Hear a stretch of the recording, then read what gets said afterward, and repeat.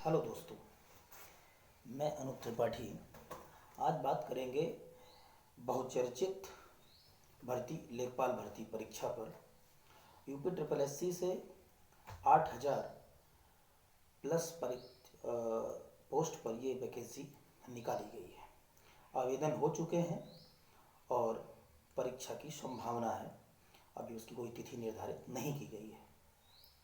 सबसे बड़ा जो संशय बना हुआ है कि यूपी ट्रिपल एससी की पेट परीक्षा के अंतर्गत कितने कैंडिडेट को शॉर्टलिस्ट किया जाएगा, कितने परसेंटाइल तक इस परीक्षा के लिए कैंडिडेट एलिजिबल होंगे। कहने का मतलब तात्पर्य ये है कि कितने परसेंटाइल तक के कैंडिडेट इसमें सुरक्षित हैं। तो इस परिप्रेक्ष्य में सबसे पहली बात तो ये बता दी जाए कि एक वीडियो में जो ट्रिपल एससी के जो अध्यक्ष हैं प्रवीर कुमार, उन्होंने ये बात कही है कि 15 गुना छात्रों को लिया जाएगा। अगर ऐसे में 15 गुना छात्र लिए जाते हैं तो करीब 1,21,000 छात्रों को परीक्षा का मौका मिलेगा। और जब 1,21,000 छात्रों को मौका मिलेगा तो जाहिर सी बात कुछ बच्चे अब्सेंट हो जाएंगे, यानी करीब 1 लाख बच्चे पार्टिसिपेट होंगे।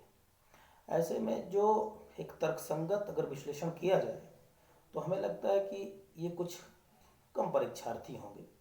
आयोग कभी ये नहीं चाहेगा कि केवल 1 लाख बच्चों को बुला करके और इतने कम आवेदन शुल्क की एकत्रित राशि पर परीक्षा कराई जाए।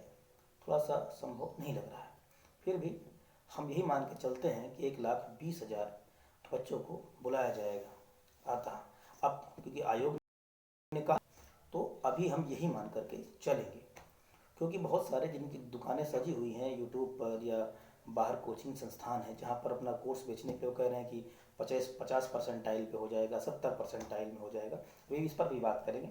हमारे हिसाब से जिन छात्रों के 80 प्लस परसेंटाइल बन रहा है उनको निसंदेह इसकी तैयारी करनी चाहिए किसी भी कीमत पर। 80 प्लस अगर फीमेल की बात कर ली जाए तो वो भी अगर 70 परसेंटाइल है तो वो भी इसकी तैयारी निसंदेह करें, मौका ज़रूर मिलेगा।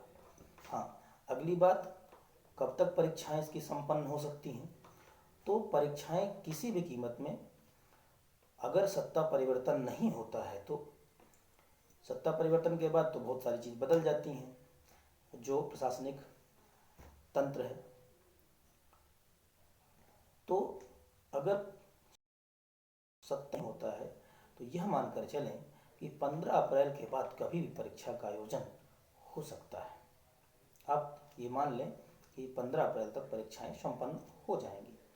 अगली बात आएगी कि जो 2015 में संपन्न हुई थी परीक्षा लेखपाल की, उसकी कट ऑफ क्या रही है।